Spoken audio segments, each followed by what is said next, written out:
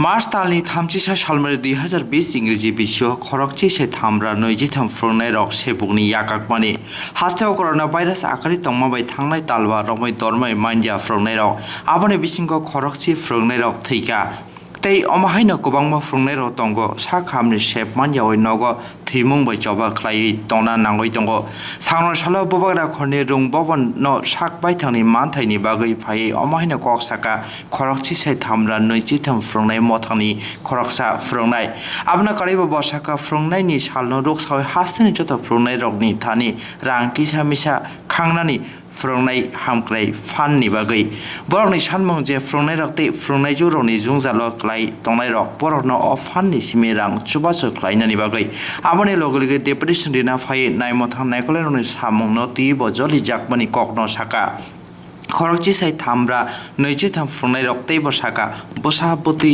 बुमा बफानि बागै माइ खपसा चायना बागै फातर अंखरना हिनके नायमथां नायकले रपै सिगिरि सक्र ख्लायना नांगौ हनै तै फाइनाय साल बरनि मानथाय मानना बागै तेब कतर जबा ख्लायनि हनै बसावै खोनारिखा আগামী 5 তারিখে আমাদের ভারতবর্ষের দ্বিতীয় উপরাষ্ট্রপতি এবং প্রথম উপরাষ্ট্রপতি এবং দ্বিতীয় রাষ্ট্রপতি ডক্টর সর্বপল্লী রাধাকৃষ্ণনের জন্মদিন। প্রত্যেক বছর সারা ভারতবর্ষে শিক্ষক দিবস হিসেবে এই দিনটাকে পালন করা হয়। আপনারা জানেন, আমরাও জানি, এই শিক্ষক দিবসকে সামনে রেখে আমাদের এই বিদ্যালয় শিক্ষা দপ্তর থেকে এবং বিভিন্ন শিক্ষা প্রতিষ্ঠান থেকে প্রত্যেকটা শিক্ষক থেকে তারা একটা ন্যূনতম অর্থরাশি আদায় করেন। আজকে আমরা এই কারণে এখানে এসেছিলাম, এই শিক্ষক দিবসের অর্থরাশি শিক্ষক ওয়েলফেয়ার ফান্ডের জন্য কালেকশন করা হয়। 31 মার্চ 2020 আমরা 10,323 অস্নাতক, স্নাতক এবং স্নাতকোত্তর শিক্ষক যারা আছি তারা আমরা চাকরিচ্যুত হই মহামান্য সুপ্রিম কোর্টের আদেশ অনুসারে। আমরা কেউ 7 বছর, কেউ 10 বছর চাকরি করেছি। যারা 7 বছর চাকরি করেছেন তারা 6 বছর এই শিক্ষক দিবসের উপলক্ষে এই কন্ট্রিবিউশনটা জমা দিয়েছেন এবং আমরা যারা 10 বছর চাকরি করেছি আমরা 9 বছর এই কন্ট্রিবিউশনটা সমভাবে সব শিক্ষকের সমান আমরা কন্ট্রিবিউশন দিয়ে এসেছি। আমাদের বক্তব্য এখন আমরা 5 থেকে 6 মাস ধরে আমরা আমাদের বেতন পাচ্ছি না, আমাদের চাকরি হারা আমরা।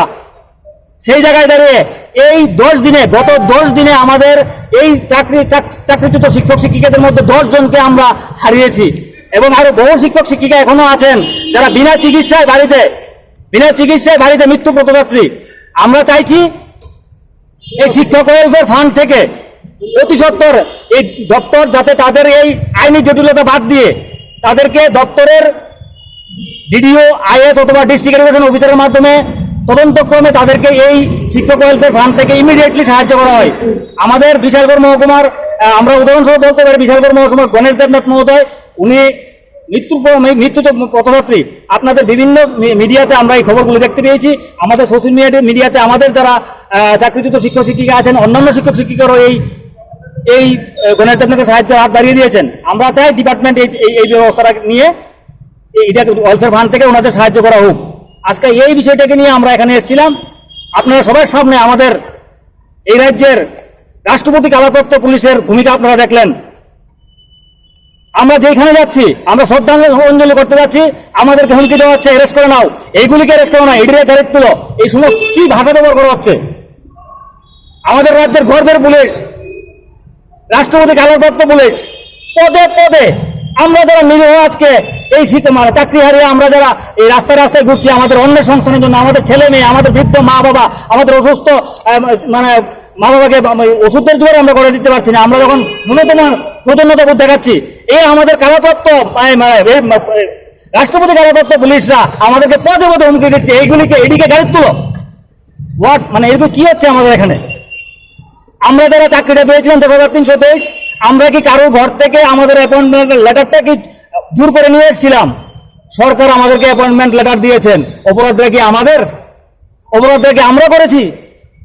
37 লক্ষ লোকের কাছে আমাদের আজকের এই প্রশ্ন। আমরা ইন্টারভিউ দিয়েছি সরকারের কাছে, সরকার তার নোটিফিকেশন জারি করেছেন, আমরা ইন্টারভিউ দিয়েছি, আমাদেরকে অফার দেওয়া হয়েছে। নিয়োগ নীতি ভুল ছিল, সেটা কি আমাদের ভুল ছিল? সরকারের ভুল ছিল।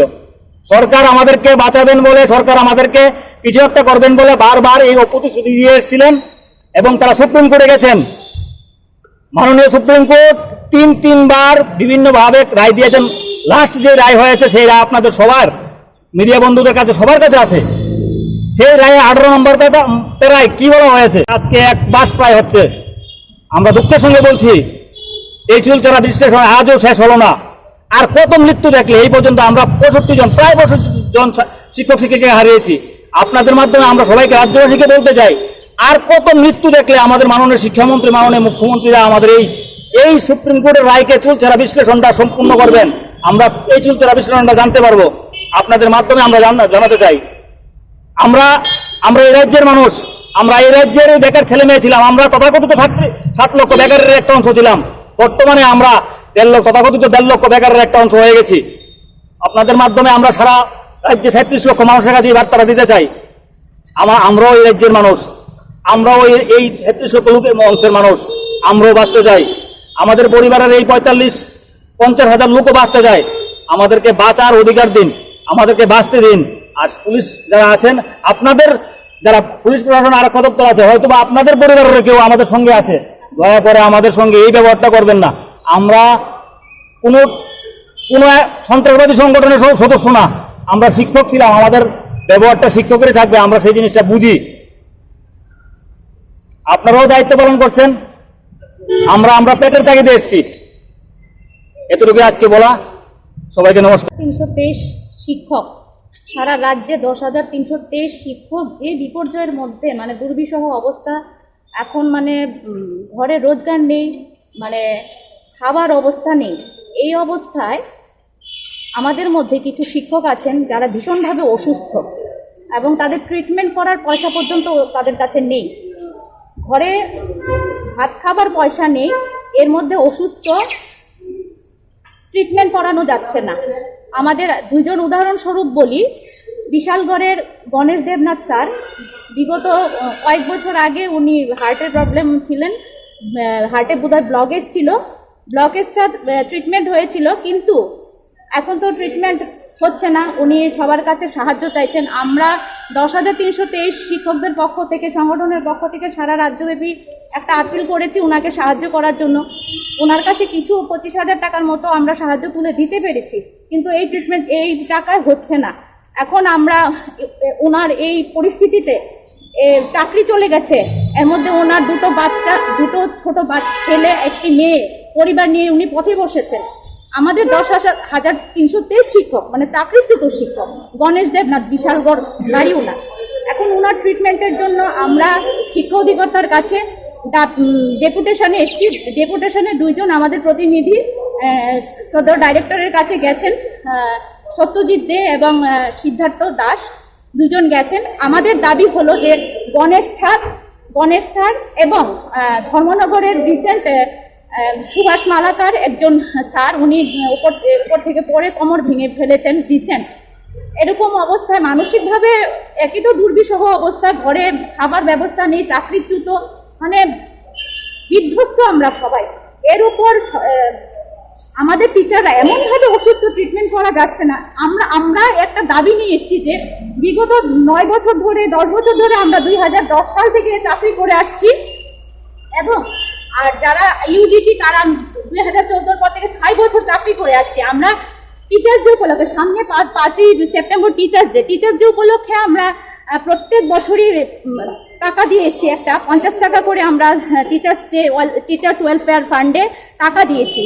সেই টাকাটা থেকে যারা দুস্থ শিক্ষক তাদেরকে সাহায্য করা হয়।